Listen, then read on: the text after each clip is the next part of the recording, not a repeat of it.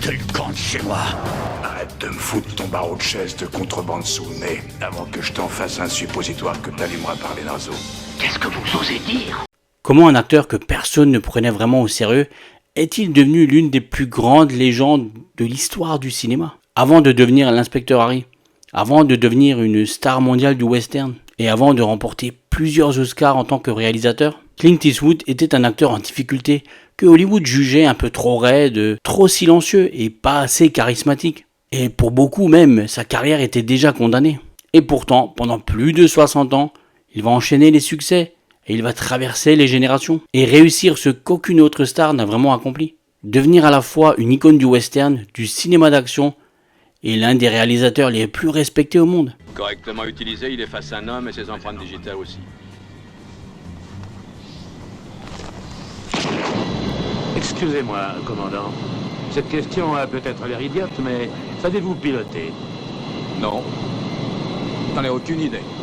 Bonjour à tous et bienvenue sur Retropop TV, je suis ravi de vous retrouver.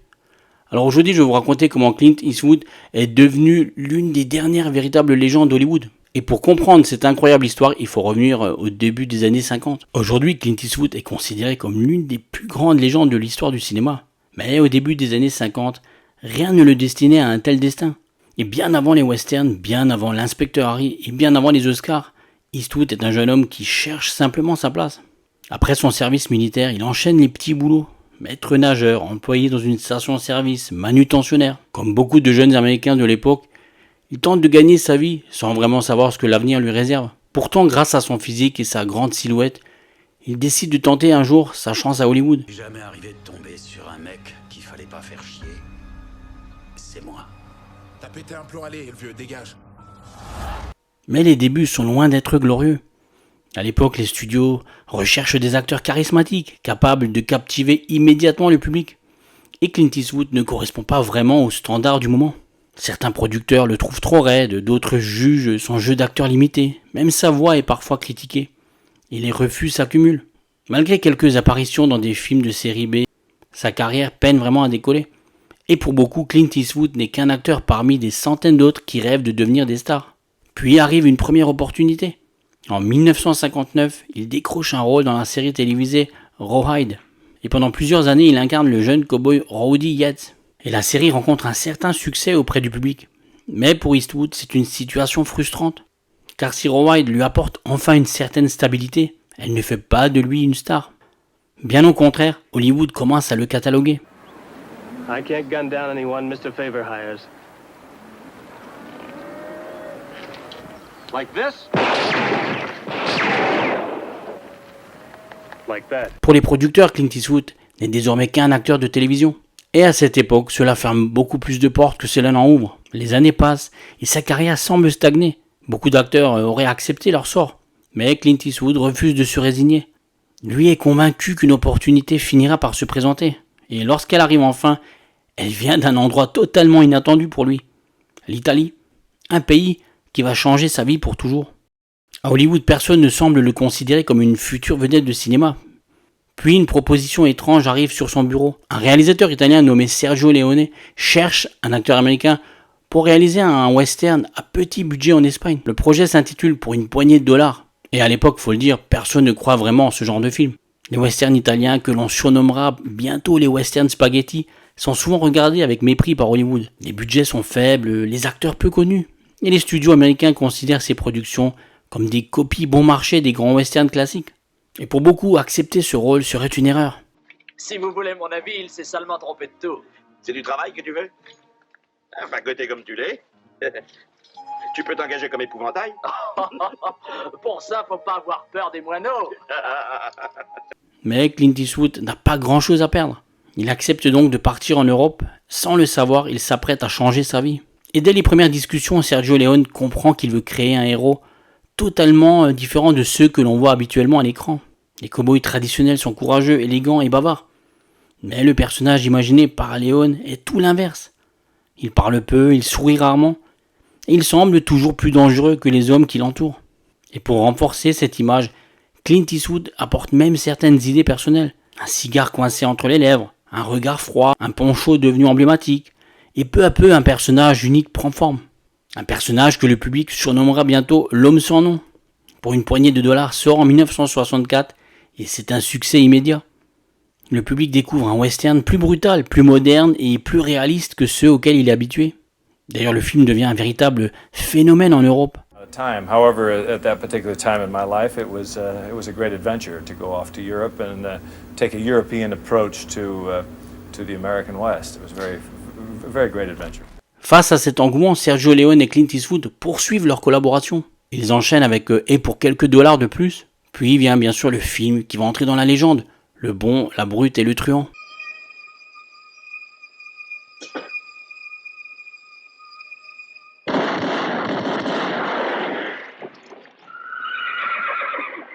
Avec ses duels mémorables, sa musique inoubliable composée par Ennio Morricone et ses personnages iconiques, le film devient rapidement l'un des westerns les plus célèbres de tous les temps. Et surtout, il transforme Clint Eastwood en star internationale. Je l'ai dit, quelques années plus tôt, Hollywood le considérait comme un acteur limité. Désormais, le monde entier connaît son visage. L'ancien acteur de télévision est devenu une icône. Mais ce n'est encore que le début, car un autre personnage légendaire l'attend déjà. Un inspecteur de police prêt à faire régner la justice à sa manière. Son nom, Harry Callahan. Mais avant, j'avais une question pour vous. Quel est le personnage le plus iconique de Clint Eastwood? L'homme sans nom ou l'inspecteur Harry? Dites-le moi en commentaire. À la fin des années 60, Clint Eastwood est devenu une star grâce au western de Sergio Leone. Mais une question demeure. Peut-il exister en dehors du Far West? Peut-il convaincre le public dans un tout autre registre? Et la réponse arrive en 1971. Cette année-là, le réalisateur Don Siegel lui propose un rôle qui va changer sa carrière. Celui de l'inspecteur Harry Callahan. Un policier de San Francisco connu pour ses méthodes expéditives et son mépris des règles lorsqu'il s'agit d'arrêter les criminels. Lorsque je vois un adulte du sexe masculin courir derrière une femelle avec l'intention évidente de la violer, je le descends avant, c'est ma politique. L'intention, elle restait à établir. Quand un gars à poil court derrière une fille, la queue en l'air et un couteau de boucher à la main, c'est drôle. J'ai peine à croire qu'il est en train de quêter pour la Croix-Rouge. Et à l'époque, il faut le dire, le personnage est loin de faire l'unanimité. Certains le trouvent trop violent et d'autres pensent qu'il va trop loin. Mais Clint Eastwood comprend immédiatement le potentiel du rôle. Harry Callahan n'est pas un héros traditionnel, c'est un homme solitaire, fatigué, désabusé. Un homme qui évolue dans un monde où les criminels semblent toujours avoir un coup d'avance. Lorsque l'inspecteur Harry sort dans les salles en 1971, le public est immédiatement fasciné. Le film est tendu, efficace, brutal, mais surtout Clint Eastwood y impose une présence incroyable. Connaissez le numéro de téléphone des urgences de l'hôpital général? Certainement. Alors je vous conseille de leur réclamer tout de suite une ambulance et du personnel. Dites-leur qu'il y a ici 2 sinistres connards souffrant de contusions multiples et de fractures aussi diverses que nombreuses. Vous avez des enfants, lieutenant? Moi? Non. Tant mieux pour eux. Son regard assez froid, sa démarche assurée, son revolver Magnum 44 devenu légendaire. Tout contribue à faire de Harry Callahan un personnage inoubliable. Puis arrive la fameuse scène qui va entrer dans l'histoire du cinéma. Face à un braqueur blessé, Harry pointe son arme et prononce une phrase devenue mythique. Vu que le Magnum 44 est le plus puissant des revolvers et qu'il peut t'exploser la tête, tu n'as qu'une chose à te demander. J'ai de la chance ou pas? En quelques secondes, cette réplique devient l'une des plus célèbres de l'histoire du cinéma. Il suffit qu'à la date, votre conduite vous vaut 60 jours de suspension. Mettez-en 90. 180 et rendez-moi votre étoile. Tenez, ça va vous faire un suppositoire à cette branche. Qu'est-ce que vous osez dire? J'ai dit, collez-vous l'étoile dans le cul. Ou encore, vous savez les avis, c'est comme le trou du cul. Tout le monde en a un. Inspecteur Harry est un immense succès. Le film engendre plusieurs suites. Et Harry Callahan devient l'un des policiers les plus célèbres jamais créés pour le grand écran. Comment vous comptez faire, lieutenant? Eh bien, à mon avis, en ce moment, vous servirez plus la police en travaillant avec moi aux relations publiques. Vous savez, les avis, c'est comme les trous du cul. Tout le monde en a un. Pour Clint Eastwood, c'est une nouvelle victoire. Peu d'acteurs peuvent se targuer de créer un personnage iconique dans leur carrière. Lui vient d'en créer un second. Après l'homme sans nom des westerns de Sergio Leone, le voilà désormais associé à l'inspecteur Harry. 2 légendes, 2 personnages immortels. Et pourtant, Clint Eastwood est encore loin d'avoir atteint le sommet. Car après avoir conquis Hollywood comme acteur, il s'apprête à accomplir quelque chose que personne n'attendait. Devenir un immense réalisateur. Au milieu des années 80, Clint Eastwood est déjà une immense vedette. Son nom remplit les salles de cinéma, ses personnages sont devenus des icônes. Et pourtant, quelque chose le préoccupe. Le temps passe, les modes changent. Et comme beaucoup d'acteurs de sa génération, il sait que sa carrière ne durera pas éternellement. La plupart des stars vieillissent sous les projecteurs. Certaines disparaissent peu à peu. D'autres tentent de répéter les mêmes recettes jusqu'à l'épuisement. C'est même pas ce qui est blanc et qui a 30 cm. J'ai rien dit. Cool, Bulldog, je me mets en chauffe pour mon numéro. Je vais te dire ce qui est noir et qui pisse le sang si tu ne la fermes pas. Mais Clint Eastwood, lui, a une toute autre idée. Depuis plusieurs années déjà, il réalise discrètement certains de ses films. Et plus il passe de temps derrière la caméra, plus il comprend que son avenir se trouve peut-être là, dans la réalisation. Mais à Hollywood, beaucoup encore restent sceptiques. Pour eux, Eastwood est avant tout une star de western et de films policiers. Pas un grand cinéaste, mais une fois encore, il va faire mentir tout le monde. En 1992, il réalise Impitoyable, un western sombre et crépusculaire qui prend le contre-pied de tous les héros qu'il a incarnés auparavant. Ici, pas de cow-boy invincible, pas de glorification de la violence. Seulement des hommes fatigués, hantés par leurs erreurs et confrontés aux conséquences de leurs actes. Et le film est un triomphe critique. Impitoyable remporte 4 Oscars, dont ceux du meilleur film et du meilleur réalisateur. And the Oscar for the Best Picture of 1992 goes to Clint Eastwood.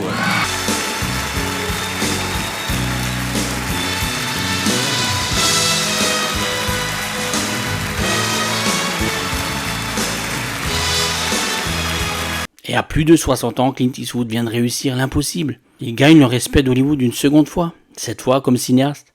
Mais il ne compte pas s'arrêter là, et au fil des années, il enchaîne les projets ambitieux. En 2003 arrive Mystic River, un drame sombre et bouleversant porté par Sean Penn et Tim Robbins. Un film salué dans le monde entier, la critique est unanime. Eastwood n'est plus seulement un ancien acteur devenu réalisateur, il est désormais considéré comme l'un des plus grands metteurs en scène américains. Et l'année suivante, il réalise $1 Million Baby, qui raconte l'histoire d'une jeune boxeuse prête à tout pour réaliser son rêve. Et le film touche le public en plein cœur. Résultat, 4 nouveaux Oscars, dont une nouvelle récompense pour Clint Eastwood. À plus de 60 ans, il domine à nouveau Hollywood, une performance rarissime dans une industrie obsédée par la jeunesse. Puis arrive en 2008 Grand Torino. Vous avez un problème avec moi, monsieur Kowalski? Tentez pas le diable. Allez-y, j'écoute.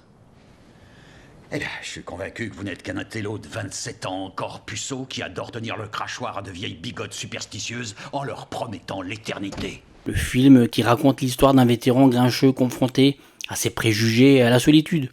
Et pour beaucoup de spectateurs, ce personnage ressemble étrangement à Clint Eastwood lui-même. Un homme âgé, un dur à cuire, mais profondément humain. Grand Torino devient un immense succès et offre à Eastwood l'un des rôles les plus marquants de sa carrière. Et à ce stade, il a accompli quelque chose que très peu de personnes ont réussi dans l'histoire du cinéma. Clint Eastwood a connu plusieurs vies. Star de la télévision, icône du western, héros du cinéma policier, réalisateur oscarisé. Et à chaque fois, il a su se réinventer. Comme si chaque nouvelle décennie lui offrait une nouvelle carrière. Aujourd'hui, lorsque l'on évoque Clint Eastwood, on ne parle pas simplement d'un acteur, on ne parle pas simplement d'un réalisateur. On parle d'un homme qui a accompagné plusieurs générations de spectateurs. N'essaie pas de me baiser, mon vieux. Je te fous dans un tel état qu'il te faudra déboutonner ton col pour chier. Non, c'est pas ce que vous croyez. Attention, vous... Mais vous êtes fous! Alors quoi, tu rêves, espèce de connard? Certains l'ont découvert dans des westerns de Sergio Leone, d'autres avec l'inspecteur Harry, d'autres encore à travers Impitoyable, $1 Million Baby, Grand Torino, ou tous ces autres films. Mais quelle que soit l'époque, Clint Eastwood a toujours été là, comme un témoin privilégié de l'évolution du cinéma. Depuis plus de 60 ans, les modes ont changé.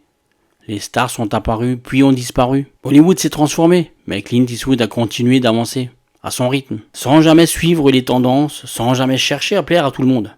Non, jamais. Simplement en restant fidèle à lui-même. Et c'est peut-être pour cela qu'à 96 ans, il demeure l'une des dernières véritables légendes d'Hollywood. Rien n'est plus important que la famille. Ne faites pas comme moi. J'ai fait passer le travail avant la famille. Je pensais qu'il fallait avant tout être quelqu'un dans la vie. Parce que certaines carrières marquent une époque. La sienne a traversé toute l'histoire moderne du cinéma. Et finalement, Clint Eastwood nous rappelle une chose essentielle. Les légendes ne naissent pas du jour au lendemain. Elles se construisent année après année, film après film, jusqu'à devenir éternelles. Au personnel, on y met que les trous du cul. Je suis resté au personnel pendant plus de 10 ans. Et vous, quel est votre film préféré avec Clint Eastwood ? Dites-le moi en commentaire, j'ai hâte de lire votre réponse. Et si cette vidéo vous a plu, n'hésitez pas à vous abonner, à mettre un pouce bleu pour soutenir la chaîne. Moi je vous dis à très vite pour une prochaine vidéo sur Retropop TV, je vous embrasse. Bye.